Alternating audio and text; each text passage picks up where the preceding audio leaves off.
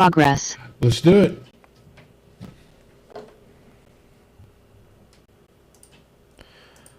This is the Techno Buffet podcast, episode number 588, recorded Wednesday, June 8th, 2022. In 5, 4, 3, 2, and 1.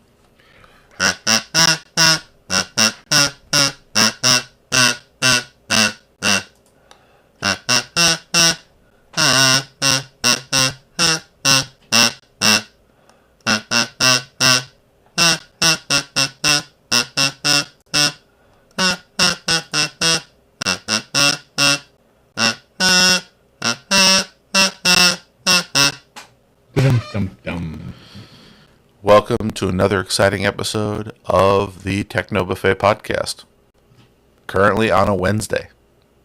And an early Wednesday. Well, there's a lot to unpack with that. So I told you that I was booked tomorrow because I'm going to be coming to your state for a few days for a family event. So since I was going to be flying to Florida tomorrow, I asked if we could record tonight.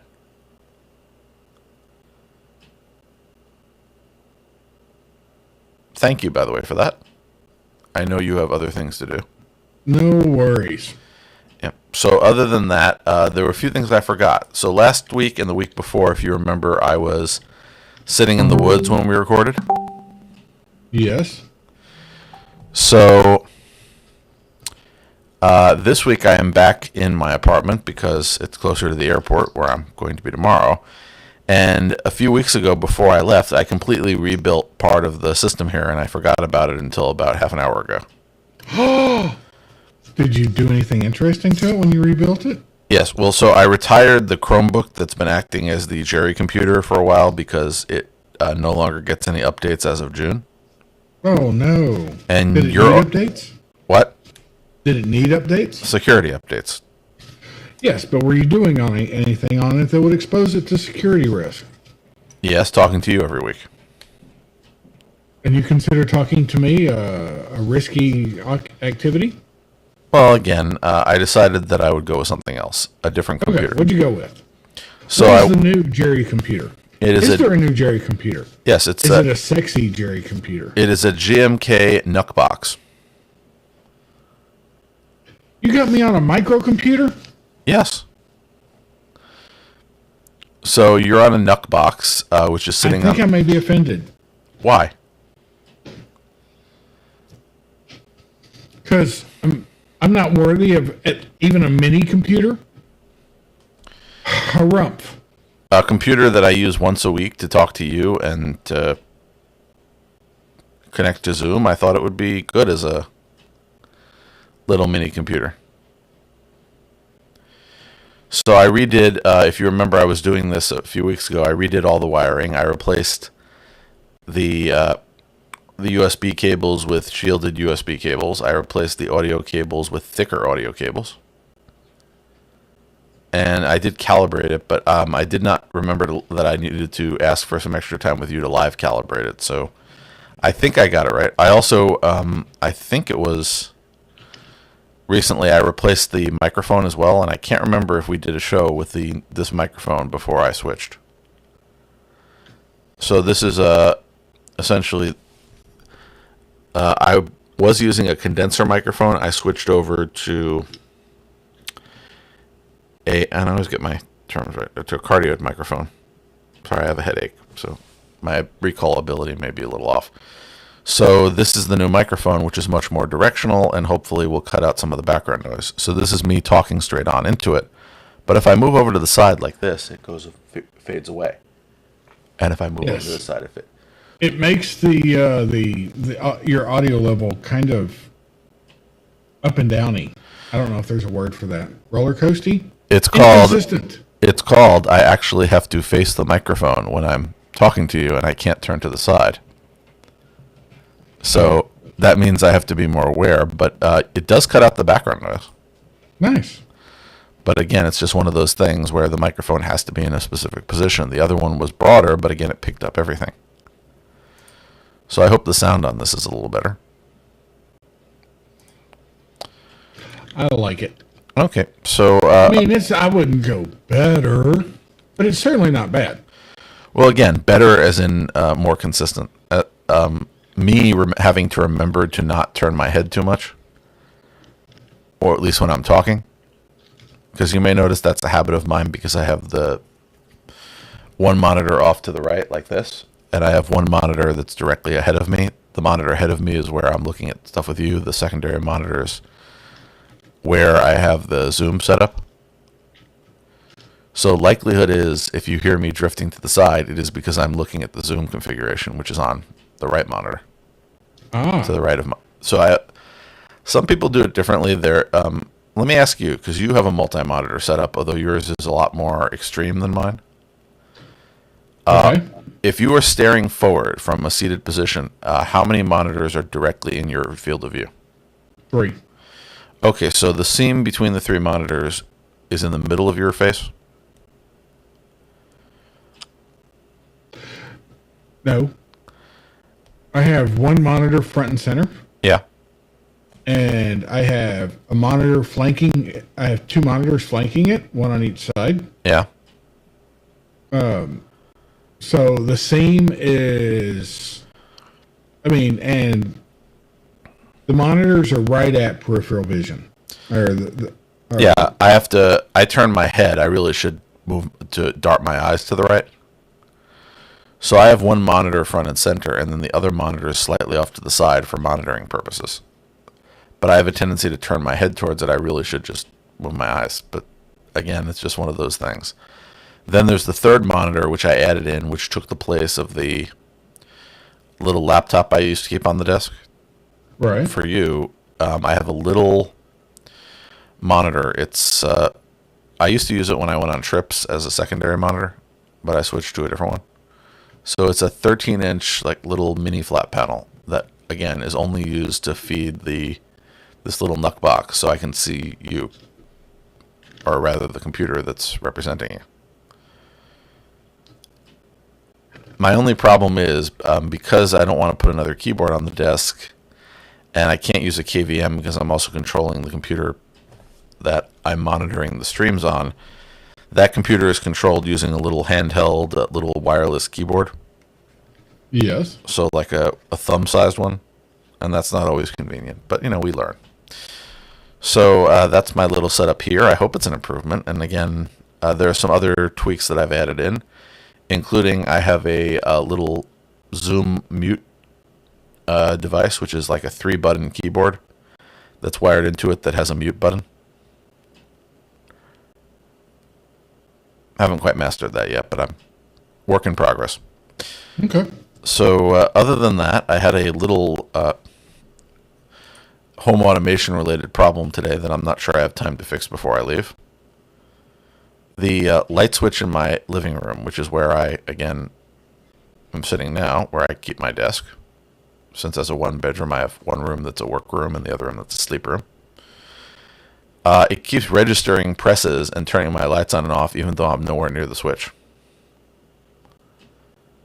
That's weird. Yeah, so this is a Tasmota flash switch. And that means that it's essentially a push button and then a separate relay. And then the software bridges them together. So I thought maybe, the only thing that's different lately is, with the heat coming and summer, it might be the humidity. I thought maybe it might be somehow shorting, but I don't know.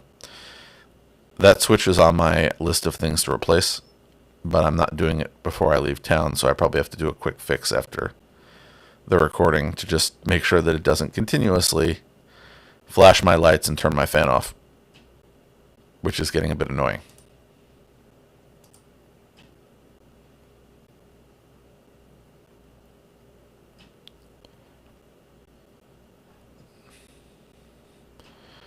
So have you done anything home automation-y this week? I really haven't. Work has pretty much consumed every waking minute, much to my wife's annoyance. I very much sympathize on that. It has not consumed every waking minute for me, but it's been long lately. So I'm hoping it'll be less long shortly. But, you know, you can never guarantee such things, so... Nope. Yeah. The only other thing that I did this week that I have to do some repairs on, because I seem to have broken something. Do you remember how I said that I needed to redo all of my MQTT manual elements because they changed the coding on it? Yes, as do I. Yeah, I haven't did. yet. No, I did redo them, and they seem to be working, but I found that a few of them are not rendering correctly, so I have to do some more troubleshooting. Oh, noes. What kind of trouble did you run into?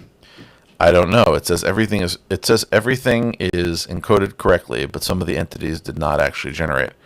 So either the new code caused them to generate with new names, or something else. I just have to figure out what. Okay. Well, you know how it is. Sometimes troubleshooting is hard. Let's see what else is going on. So let's talk about a few stories that came out.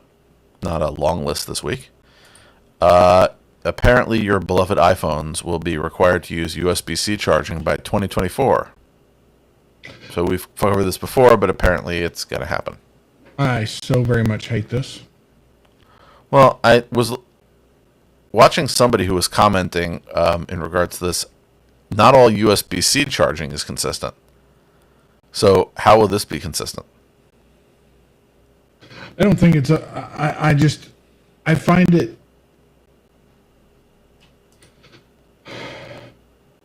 I don't believe that the government should be specifying technical standards.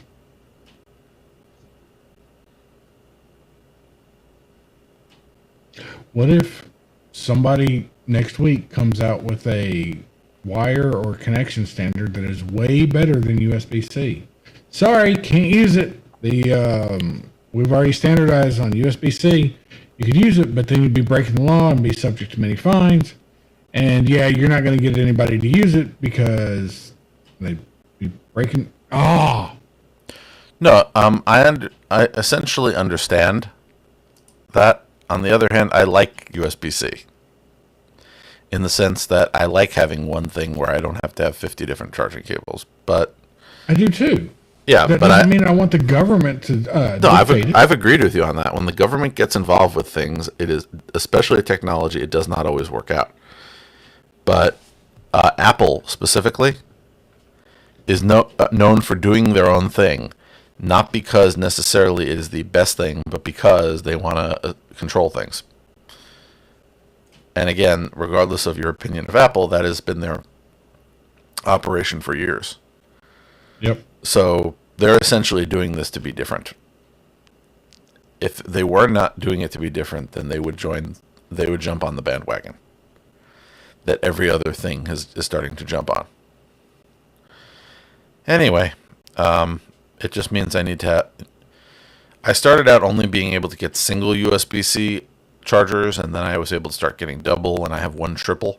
I'm going to start needing like 5-port USB-C chargers, which is going to be interesting. I have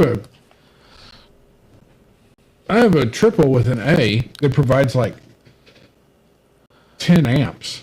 I have a triple with an A, and I think I showed it to you at one point. Or at least I mentioned it to you. A company called Insvi. So Insvi was selling this on sale, and they had a very nice feature that I liked. So it's the traditional power block, which has 3 USB-Cs that support high wattage, and then one regular USB, and it has the folding prongs at the end. Yeah. So they don't sell it on Amazon, but I was able to get it directly from their website. They have a cable that you can put onto it that will make it essentially a charger with an actual cord, which I like in a lot of situations. So I can use it directly in the wall with the 2 prongs that fold, or I can attach this adapter to the end, which gives it a cable that I can plug in and have it more secure. And they have an international adapter set that will plug either into the prongs or will plug into the extension cable. That sounds like Apple's laptop chargers. It could be. I'm just Except for it's not really a. I always The invert this. It's prongs are replaceable, and they kind of go Yeah. on a mushroom looking clip thingy. But you can replace the prongs with other prongs. You can replace the prongs with basically an extension cord. well. I wish there were more with the replace with an extension cord function. Yep. Because I definitely don't see enough of that. But this company, they're not necessarily the best or the worst. It's just I like their design for it that I was able to get at a reasonable price. So I thought I have the specs here. It's 100 watts, PD fast charger compatible, 3 USB-C ports, and 1 USB-A. And in a very small package. And each port, 2 of the ports can put out 100 watts, 1 can put out 20 watts, and the USB-A port can put out 18. Cool. So that's pretty good for something that will fit in my hand. And again, I liked that it had an extension cord option available. Admittedly, I had to wait a couple of weeks for the extension cord to actually show up. But it worked out. Although it was surprisingly expensive for an add-on. But, que sera, sera. Yeah, sure. Yeah, well, I'm going to hopefully be using it this weekend. I don't always need it when I go and visit my parents because I leave a lot of charging cables there. But I'm bringing it along for some field testing. Anyway, moving along. Google's new device, which may be the new Chromecast HD, apparently has hit the FCC. So this is rumored to be the less expensive version of the Chromecast with Google TV. I don't think $40 is necessarily the worst price in the world. I would like it if they actually produced a new version of that had more onboard memory. But this would allegedly be an HT only version. Well, fine. I don't know how I feel about this. A new Chromecast? Yeah. I said I don't really like it because, as I said, I'd rather that they take the older version and use that as the baseline and come up with a higher end version.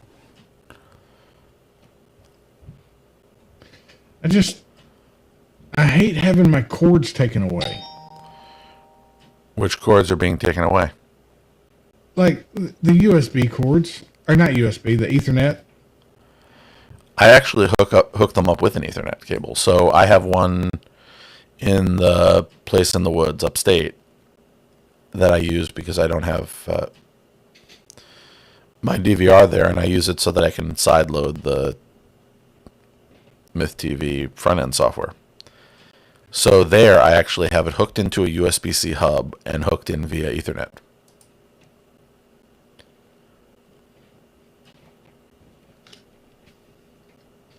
Well, that's good, right?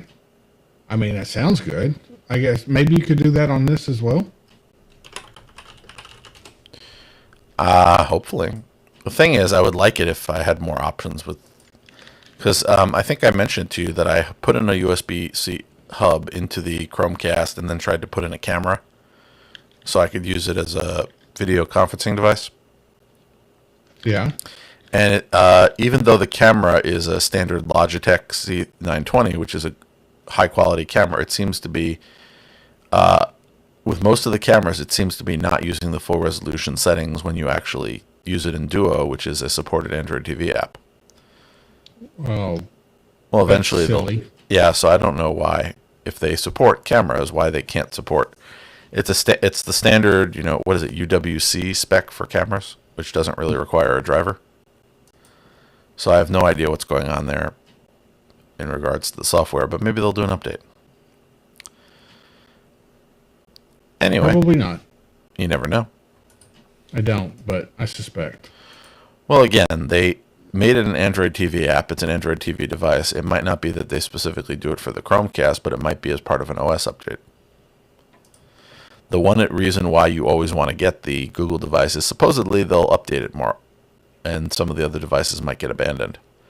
So I have those, the $20 on the Walmart devices. I'm not sure if you remember the saga of that, where I ordered one of them. I decided to order a second one. It got lost. So they sent me a third one, and then the second one showed up. So I have an extra. But that's what I left in Florida to do the same thing, and that worked reasonably well. That device is not likely to get very many updates after a few years, but I would accept the Google device would until they discontinue it. So moving along, there was a Pixel feature drop for the month of June that I have not yet gotten, but there's some interesting new features. I miss my Pixel. Come back, Jerry. We miss you. The community. So annoying. We. Sorry, this is my motivational voice. Yeah. Anyway. So they have a feature where apparently you can make your own music, which I don't quite get. Not really. I don't think I'm really the, let's just say, audience for turning everyday sounds into music. Right. They also have vaccine proof right from your home screen. So I understand the advantage of that, but to be honest, no one has ever asked to see my vaccination card. I have one. I'm not embarrassed I have one, but anyway, no one's ever asked to see it. So I'm not sure why I need the link, but I understand the point. If you are in a place where people are frequently asking to see your health credentials, being able to access them directly from your home screen sounds like a useful feature. Yeah. But I think the world, a few months ago, that was a little different, but I think the world has moved on to the we don't care anymore phase of that. I hope so. Well, again, as you may have noticed, I have mixed feelings about that. I think things should return to a different state of normal, but I think nothing ever should go into the we don't care category. I think you should always be aware of potential dangers in the world. I just think you have to moderate that. Anyway, moving along. Apparently the at-a-glance features will essentially, if you have a Nest doorbell, put a notification there that there's something at the door. And a flashlight reminder. So essentially you will now have a reminder and a shortcut to turn off your flashlight on the back of your phone if you accidentally leave it on, which I don't quite get, because how would you not notice you accidentally left your flashlight on? You lay it down. You set it down. I suppose. And they I've done say it on my iPhone. Yeah. And they say soon air quality alerts. Which I appreciate, because they've chosen the US, Australia, and India, and there are some air quality issues in all of those places. Now, if there is an air quality alert, I don't know what I would do. I have to keep breathing, but nice to know. Moving along, there are some new wallpapers. Not really sure if there's anything exciting about wallpapers, but they're wallpapers. And apparently they have added conversation mode, which was in beta on some Pixel devices, to the sound amplifier on all Pixels 3 and newer. So this is the one that uses the phone to amplify and filter sounds. This is just crazy to me. How is this even possible? I don't know, but I was having a problem over the weekend where I've had this problem for years where when there's a lot of background noise, the foreground noise sounds lower to me. Yeah. I'm not sure if you've had that problem. Some people do, some people don't. And I couldn't hear the person who was speaking in the room because of all the people who are whispering or talking and ignoring the person speaking, which is a whole other disrespectful thing when you're in a room to hear somebody speak. But anyway, this would have helped if I had it, because I could have sort of aimed it and it could have amplified it for me. Although I'm not sure how all the people in the room who were talking instead of listening to the person who they were supposed to direct their attention at would have reacted if I was holding up a device And pointing it at them? Well, they might have thought I was recording them. Anyway, so that's some of the features that I hope to get, along with a whole bunch of bug fixes when it comes to my phone. I am jealous. That whole, the, the feature we were just talking about with the sound it'll amplifier. amplify the sounds you want. Well, you still have your old phone, don't you? I do. You could always just use it as a desk device somewhere without. Oh, I could. No, I'm saying without activating it on a network That's so true. I wonder how I'd get updates. over Wi-Fi. I'm saying in your home it's fine. You can walk around your house and use it. That'd be cool. I know a guy who's very upset that they're discontinuing the iPod Touch because he hasn't had a phone in years. He just has an iPod Touch that he goes around and connects to networks. And then he keeps a hotspot in his bag for when he can't find a network. I think he's decided that he's post-traditional voice phone. Well, Still pretty cool. Well, again, I appreciate people who've said, I don't use this feature, namely, I don't make phone calls, so I don't need a phone. But I need my constant internet connection in my pocket, so I'm just going to use an iPod Touch. And even though I'm not an iPhone advisor and know not much about it, I've had some conversations with him over the years about, well, what happens when they discontinue the iPod Touch, and then that finally happened recently. And I was suggesting to him, why don't you just, I understand you don't want to pay for the extra feature, but if you can't get anything else, buy the iPhone, if that's what you like. Put it into airplane mode permanently and just carry it around. Yeah. Anyway, that's, I'm sure he'll figure it out on his own. So in other news, apparently Dark Sky is back. Yay? Well, you know how I felt about that being discontinued. So We're sad. Well, so Apple acquired Dark Sky, which was a very good weather app and API. So there was an app, and the API was used by a lot of other weather-related apps. And you know me and my weather. In the abstract, You must know exactly the parameters of the climate right outside your window. no, I like weather stations. Okay. It's one, I've done a lot of work with weather APIs because I like having weather displays. I find it interesting. Not like I'm an amateur meteorologist or anything. Anyway, so they've introduced their new service, WeatherKit.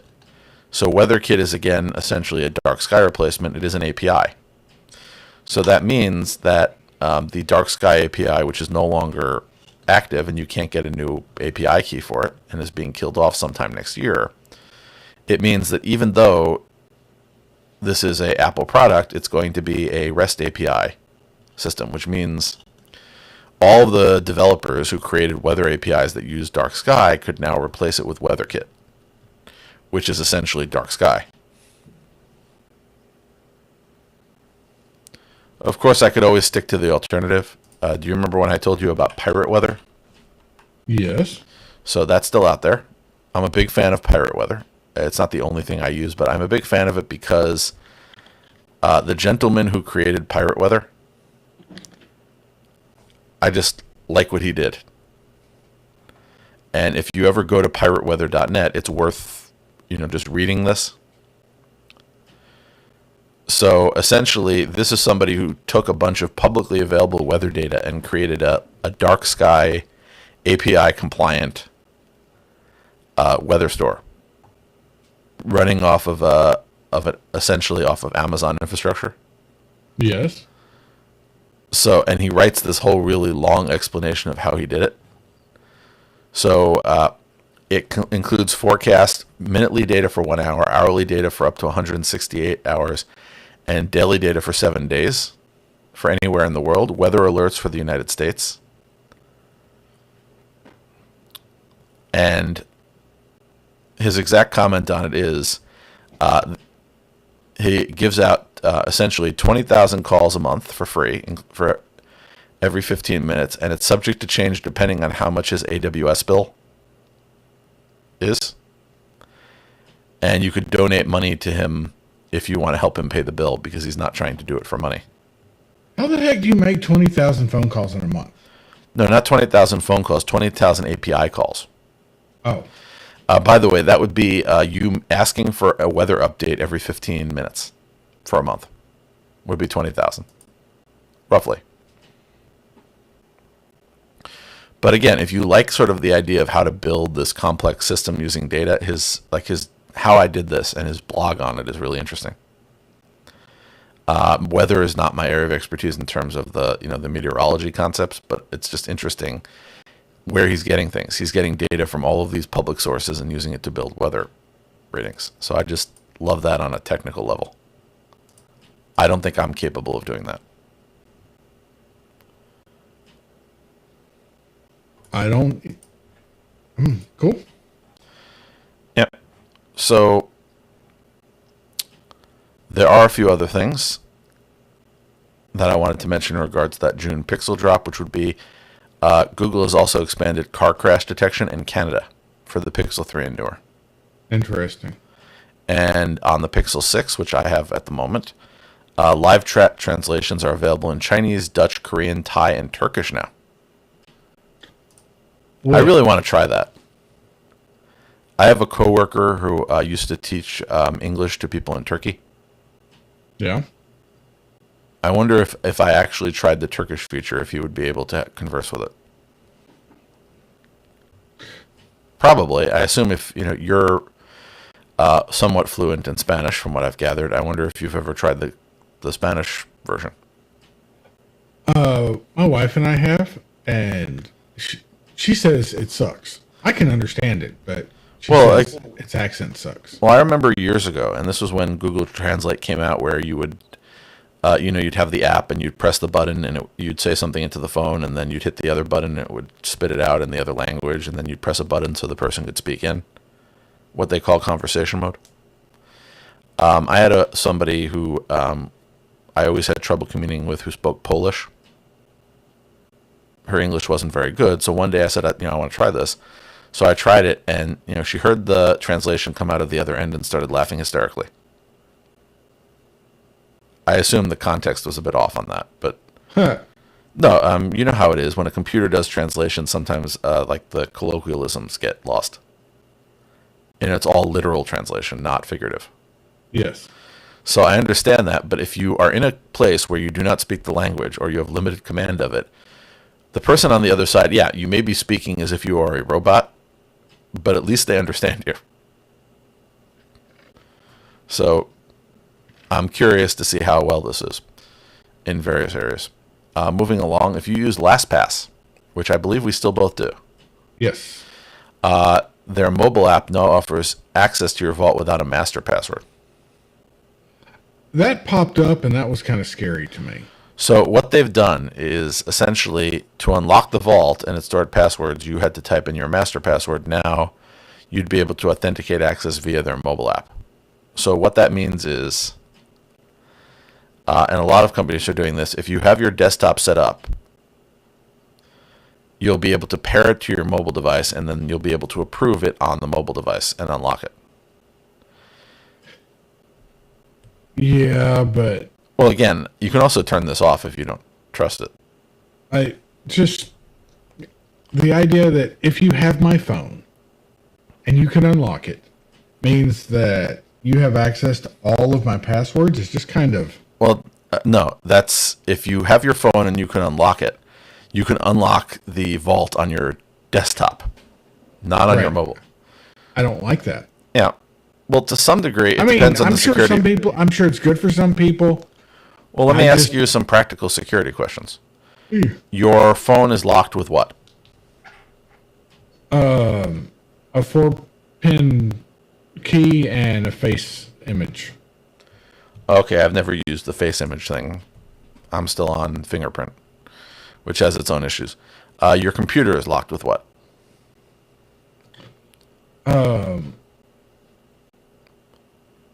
Interestingly, the exact same thing. A 4-pin key and my face. Or my face. So you have a camera that you stare into? I don't stare into it, but yes. Okay. It sees me and says, oh, that's Jerry. Hi. And if you leave your desk, does your computer lock? It does not. Okay, so here's the hypothetical security situation. You unlock your computer, you're working at it, and suddenly you say, oh, I'd like to make myself a sandwich. You leave your phone on your desk, and you go to the kitchen and you start making your sandwich. Meanwhile, a ninja breaks into your house using his we'll call it ninja skills, and goes to your office and goes to your unlocked computer and asks to open up your password vault. And because your phone is sitting there, he unlocks your phone and gains access to your LastPass vault, all while you're in the kitchen making your sandwich. Now, could this Super Ninja come into my office, grab my phone, and then escape through the open window? And then on another desktop that I don't have access to, could he set up LastPass with my account and unlock it? No, because to add new devices, you would need the password. This is just to unlock it. So when you first registered the thing, you would always need the password to unlock it. This is the equivalent of, and you may see it in some systems, you log in, you need everything. And then when you're logged in, if you lock it, you just need like a PIN code to unlock it or something shorter, so you don't have to enter in your long, like 50-character password every time. So LastPass already does this. Yeah, that's why I'm saying it's... What they're essentially saying is you have to be logged into the device. This is just to unlock it. So you've already registered it. You've essentially added new devices. You'll also need your password to essentially make changes to your account, or if your passwordless login attempt fails. And you also, again, it's not just your mobile device. They'll probably do the same thing with all of those passwordless authentication standards, where you can put in a YubiKey or what have you. But it's pretty much the same thing. It's something you have plus something you know. In order to get into the system, it was something you knew, your password. But to unlock it afterwards, they're saying, okay. Now, I don't know about you, but I get annoyed where every 5 minutes, it seems like I have to put my TOTP code into LastPass to remind it. It's actually every 30 days, but it seems a lot more frequently. For things like that, if it's asking me for a code every month, maybe I do want it to just send the note to my phone. Are you still using this other device? That might be easier for me, but we'll see. Again, I have to do that now all the time at work. They switched us to 2-factor, and every 5 seconds it's flashing on my personal mobile device. Do you want to approve getting into this thing whenever I log into any application? Yep. And that is the one thing that I truly appreciate about the Apple ecosystem that is better on Apple than it is on Android. What? The 2-factor authentication stuff with OneProtect. It's a system we use. So when I do that on my, my watch does, and when I look at it, it pops up and says OneProtect, and then I touch my phone or my watch, and it says, do you want to approve this? And there's 2 buttons there. Yes or no. Look. And I touch yes. Yeah, I should look. The service we use is a multi-platform service. It's one of the more popular ones, but I haven't actually looked to see if there's a Wear OS app for it. There was the one we used. There is a Tizen app, but it's a lot. It's not as easy. You have to push buttons and scroll, and it sucks. It's not. It's easier to just pick up the phone. Here we are. According to this, I can, I think, send the approval to my watch. Admittedly, at home, I'm usually not wearing my watch, but when I'm out, I am. But the problem is when I'm out, I'm not working. The only time that I wear a watch while out is when I'm in the office, and I'm not going to be in the office for a bit. Now, it is possible that it has improved. Yeah. But this is just how it was when I shifted to Apple. Yeah, and is that the actual, is that an Apple thing, or is that just that the company that does your 2-factor does it better on iOS, or essentially made a better experience on one operating system than the other? Is it Apple or the software developer's choice? I understand. Okay, moving along. I don't know. If you are a user of Google Photos, are you a user of Google Photos, Jerry? I am. Their face gripping has a new retention policy because of a lawsuit in the state of Illinois. What happened? They broke the Biometric Information Privacy Act in Illinois. So essentially, face grouping in Google Photos uses facial features to recognize a face and group any pictures or videos that include that person in a bucket. You've probably seen this. Right. I thoroughly enjoy it. Yeah, but however, the law in Illinois requires that any company connecting biometric data, which includes face scanning and matching, has to have a public policy on how long that data is held and how that data is destroyed. In Google's case, they didn't actually tell people that the photo of their face was being analyzed. Admittedly, they did it, and you would if you saw the photo, you would realize that it was analyzed. But the lawsuit said that they're without providing notice, informed written consent, or publishing data retention policies, they're collecting essentially the face prints of millions of individuals whose faces appear in photos uploaded to Google Photos. And that would include the face templates or face models. So essentially, they're modeling information to match people's faces. Now, they could do something with that, as you would realize. They could use that for facial matching for police. So there are privacy concerns. So apparently, they, in mid-May, actually put in a support page explaining what they actually do with this data, which is what the lawsuit was saying they should be doing. So a few things here. When a photo is deleted, any face models from that photo are deleted. If you delete your Google account, that would also delete all face models. So essentially, you delete the photo, it will remove any models based on the photo. You delete your entire account, it will delete everything. If your Google Photos account is inactive for more than 2 years, all of your face grouping content will be deleted. And if you turn off face grouping, so if you turn off the feature that does this, they will also purge that data from your account. So I was reading the 9 to 5 Google article. Their summation was that Google is in the wrong in the sense that they did not explain this. However, apparently they were always doing a responsible thing, as in they were honoring people's deletion requests, they were offering an opportunity to delete it, and they were not commingling data, that the analysis was within your account. Like most things that deal with the government, it doesn't matter if you're doing the right thing or not. It only matters if you've got the paperwork in order. Yeah, in this case, I agree with the Illinois law. If you are using this type of information, you need to explain somewhere on your site publicly what you are doing with it.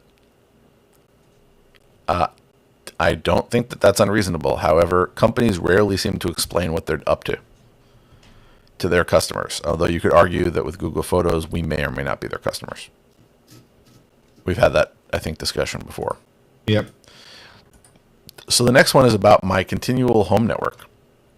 So this is my mobile network, the lovely people over at Google Fi, who, as you know, I have mixed feelings about.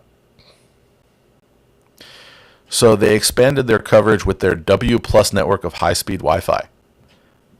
See, now this seems confusing to me, but okay, go ahead. Okay, so essentially they introduced Orion Wi-Fi back in 2020 to let public venues sell Wi-Fi capacity to cellular carriers. So essentially you would be able to lease public Wi-Fi. Right.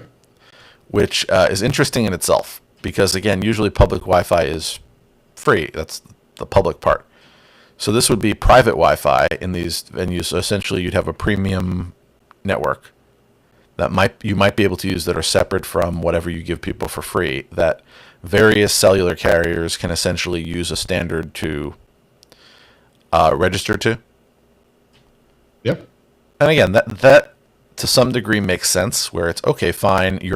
I think of it this way: if I'm a member of Google Fi or I'm a member of an organization, then that organization makes peering agreements with other organizations to use their capacity. That's fairly common in other contexts in the industry. So I originally thought of this when I saw the headline as a peering arrangement. Okay, fine.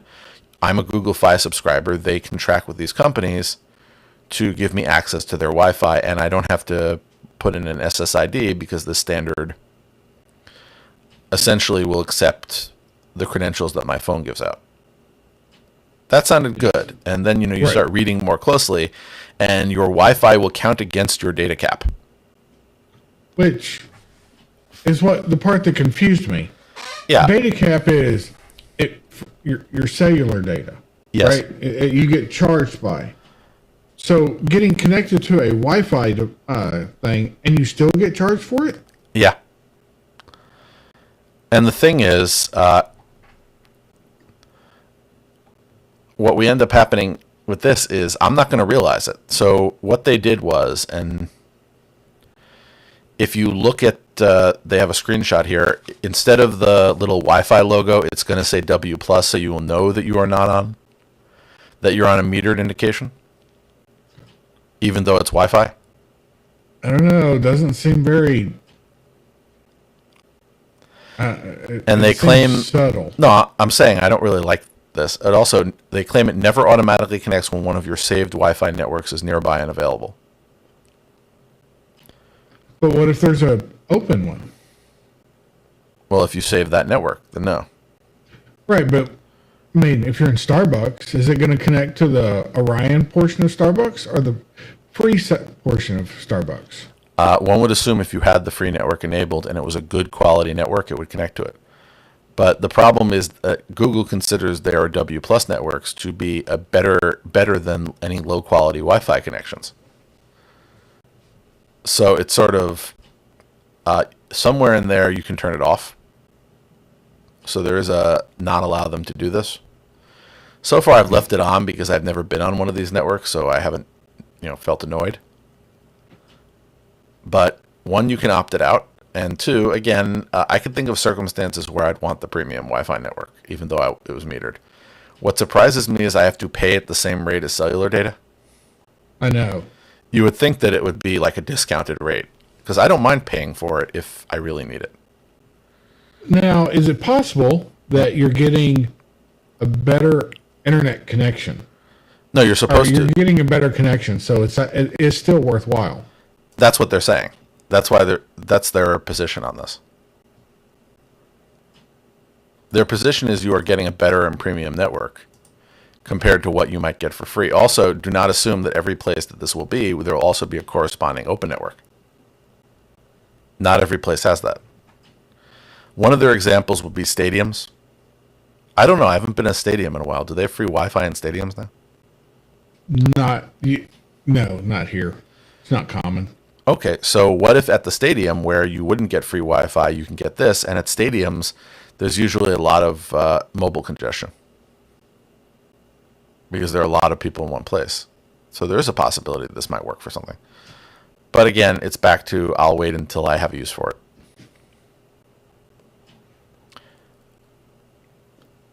If you are a user of Google Play, their update for June 2022 includes new features, and again, I really like they now have a changelog for this. So nothing really exciting happened per se, some bug fixes, some improvement to play as you download, which I've never used. But I like that I can continue to see, is there something interesting that I care about?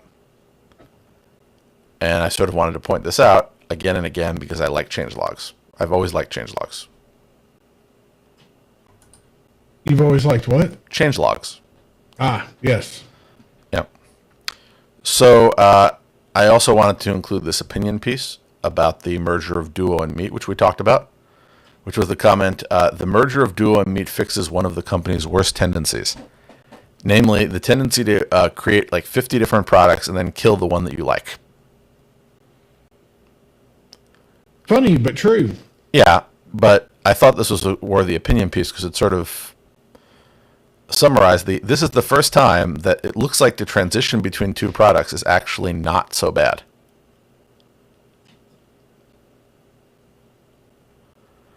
So essentially, the only thing that Duo is really losing is its branding.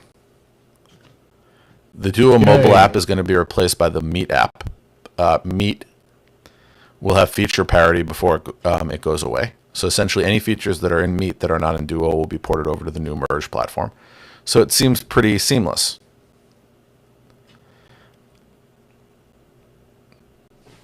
We hope so. Yeah, well, again, I'm talking about how they described it. We'll see what reality is. Now, the same thing didn't happen with Google Chat.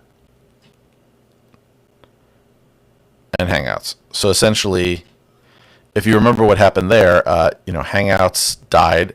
They created Meet. They had Allo. They broke Google Voice integration. They pushed the Google Fi customers from Hangouts over to Messages, and Chat, which was one of the pieces spun out of the Hangouts conversation, got replaced. And again, it's just a whole big mess. So that one has been, let's just say, I'll quote the article, loud, confusing, and drawn out is the migration between Hangouts and Chat. Yes. And I'm looking at one of the articles they cited for switching from classic Hangouts to Google Chat, and they have the list of feature parity. Right. So you have here mentions available in Google Chat but not available in classic Hangouts. Chrome app available in Google Chat, not for Hangouts. And if you start switching down, send multiple photos in one message, available in Hangouts, not available in Chat. Stickers. I don't really care about stickers, but stickers are available in classic Hangouts. They're not available in Chat.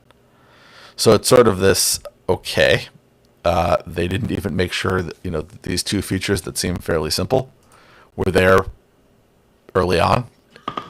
How hard could it be to add stickers? I don't want them, but if somebody wants them enough, why not? And the article continues with the other few good examples. Remember Inbox? The sort of alternate Yes. Gmail. They promised that all of the Inbox bundles would come to Gmail, and that's a promise that they have not delivered on nearly 5 years later. Have they not? No. Not the... I all mean, the, they've got you can snooze stuff and get reminded. no, the bundles specifically. Well, aren't those tabs?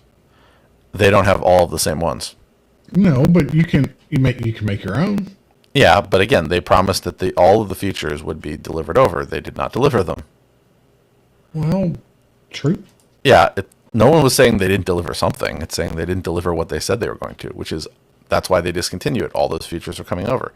Look at how many times they've changed the Google Pay, Android Pay, Google Wallet. I'm still confused about what the thing's called today. Look at the transition from Google Play Music to YouTube Music. And essentially, feature parity is not there. We're killing the thing you like. It does this. We're going to move you over to the other product, which doesn't do that, but it'll do it someday. But we're not going to rush on that someday. It may be 5 years before it actually does the thing that you already had working in your other product. So I thought this was a really good sort of piece about that, because it's one of the things that frustrates me about Google. They get excited about a product. They get you excited about the product, and then they abandon the product and promise you, oh, this new product will do all those things and more, but they don't. So I guess that's the downside of throwing a bunch of stuff at the wall. Not Yeah. everything sticks. No, I know, but I'm saying I don't like the way that they go about it sometimes in terms of them switching you from one thing to another. And they seem to do it a lot more often than some companies, instead of just, upgrading the product they have. So the fact that Duo and Meet seems to be, a very seamless integration, I am hoping that this is a new trend for Google not making my life more annoying. Moving along, if you are a user of Bitwarden, which is, of course, a very popular open source LastPass type thing, a password manager, they now allow you to generate fake alias email addresses in addition to passwords. That's kind of cool. Well, there's something I've been meaning to do for years that for the first time I did recently. The old Gmail trick with the plus. Right. I always say that I'm going to deliver emails with pluses to various sites so that I can better sort my email automatically. Right. And I actually did that for something this week, and I've been saying for years I should start doing it. So sometimes the simplest things in your life, just take sort of a push to actually start doing them, because I've known about that for a long time. But the Bitwarden feature, again, is going to essentially relay these passwords for various services. So good for them. If I ever left LastPass, Bitwarden would probably be where I'd go. I concur. I'm embedded, so not ready to leave yet. And finally, Google lets you turn your phone into a second screen for YouTube on TV. So they've realized that not every device that has YouTube has a very good remote control for navigation. So they essentially are trying to use your phone as a secondary screen for interaction instead of trying to put everything on the TV screen. So if you connect your YouTube app to your smart TV or your Roku or what have you, you'll be able to interact with the video playing on your screen. So that would be read its description, comment, share, subscribe. Wow, that's neat. Well, I like the idea of second screen. And you've heard me talk about how I want more things to go seamlessly, and Google's talked about it also. They want everything to be seamless. They haven't gotten it from me yet. To be honest, there are too many gaps. But my hope is that this is sort of the start of, okay, fine, I'm sitting here and I want to be able to use my television as a second screen to my phone or my phone as a controller for my TV. Why not? Look at what I'm doing with the Zoom computer. I just complain that I have to use this little handheld keyboard because I don't want to keep another keyboard on my desk, and I can't use a KVM because I'm using both computers consistently, and I'd be switching monitor inputs, and that can be dangerous during an audio production. But what if I could just pick up my phone and use it as an interface to, let's say, start the Zoom? So there's a lot of the sort of second screen idea that I'm looking forward to. It is interesting. As an advocate of multiple LCDs, I absolutely agree. Yeah, and I told you I have multiple ones in here, and I'm heading down to Florida where I still do keep a dual monitor setup. In the woods, I keep one too, so I always have as many screens as I can realistically get, and one of them is usually a television. So wherever I have a computer setup, and my computer setup is dual monitors in most places, if not more, I always have the television somewhere else in the room, and I often try to integrate it into that setup. So we'll see. Anyway, once again, we'll be back on Thursday of next week, and if I keep to plan, I will be coming in from your state. I hope you've put out the red carpet and the welcome mat. No? Of course. Yeah, so when I fly over the Florida state line from, I assume I'm coming in from over Georgia, you'll be there with the refreshments and. Of course. Okay. Anyway, so I'll tell you how things are going because I have this hope that one of the reasons while I'm there for a few days, I'll be able to maybe help my parents get back into their apartment after 18 months. Oh, excuse me, 13 months. Don't want to exaggerate too much. No, not 13 months. 16 months. Sorry. Tired. So I heard maybe they might actually put the floor in. The one that should have taken 3 days and has taken a year and a half. Sometime this week. Which means I might be there in time to help them put the furniture back in and such. Which means I can rebuild the home automation system I had there. Which will be fun in itself. Because if there's one thing my parents cannot figure out how to rebuild a home automation system. Well, that's fair. Well, they like having some of those things. They don't use as many of the features there. They mostly use some of the monitoring stuff I set up for them. You know, security and sensors. But whenever I try to talk to them about going a little more complicated, they're very simple in that regard. They don't want any to. Yeah. They get confused when I tell them that they can tap the light switch more than once to have it do something else. I understand. My wife is too. It's okay. Yeah, no, so what I do is, okay, well, you know what happens when you press the light switch once. That's obvious, so just only use the once. I'll use the 2 and the 3. But thus is life. Anyway, hopefully that'll work out, and I will keep you posted on everything, and we'll resume at our normal time next week. That would be Thursday at 9 p.m. Eastern. Eastern. Well, you have to respect our potential, international audience. By the way, if you are listening to the show from an interesting venue, let's say an interesting location that is not in the United States, please tell us. I don't know how far international community extends. I don't think very if far. you're listening to us in Margaritaville and St. Kitts, drop us a line. Let us know. There's a Margaritaville in St. Kitts? I don't know. There could be. I don't know. The only It'd be a great Margaritaville place for Margaritaville. the only Margaritaville I know of is the one in Hollywood. I think we've got one here in Jacksonville. I don't know. The only reason I know about the one in Hollywood is I've been on the Hollywood Broadwalk. I've never actually stayed in the Margaritaville because why would I? I have relatives who are like 10 minutes away. So anyway, that brings us to the end of this week. And how about we do this again soon?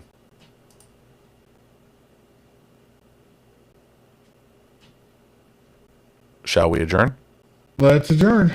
Okay, until next week. And my regards to some of the people who've recently I've spoken to who from the old days, like the door-to-door geek who sent in some messages, including pointing out that there was a problem with our Contact Us form.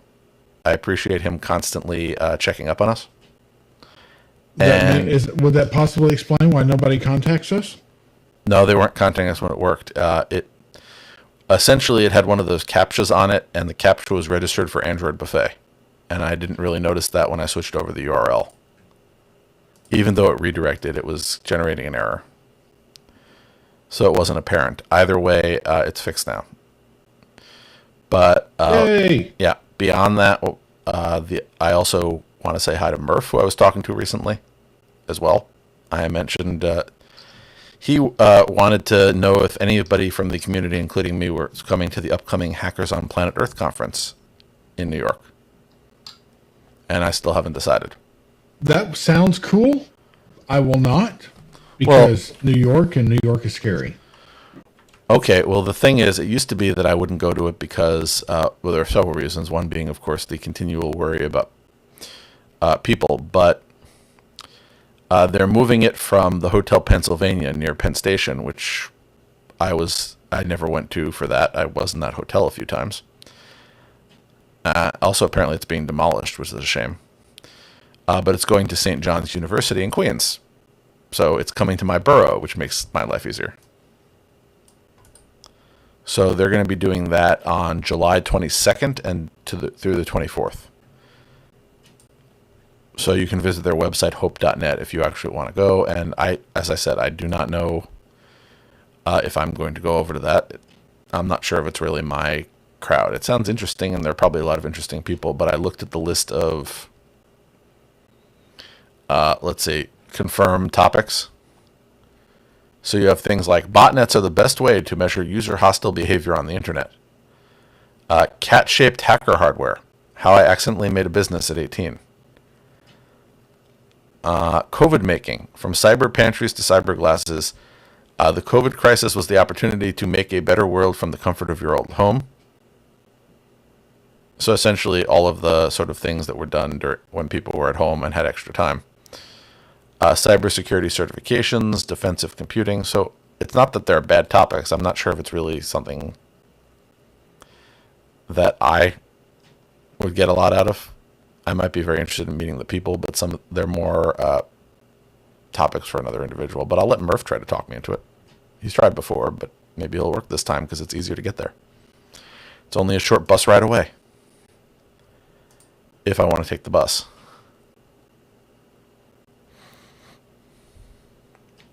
Anyway, I'm going to be sad for a few minutes about the loss of the Hotel Pennsylvania.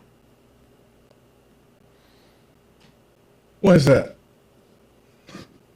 I stayed there once. I was at a conference. Even though I live in Queens, I was at a conference there, not the Hope Conference.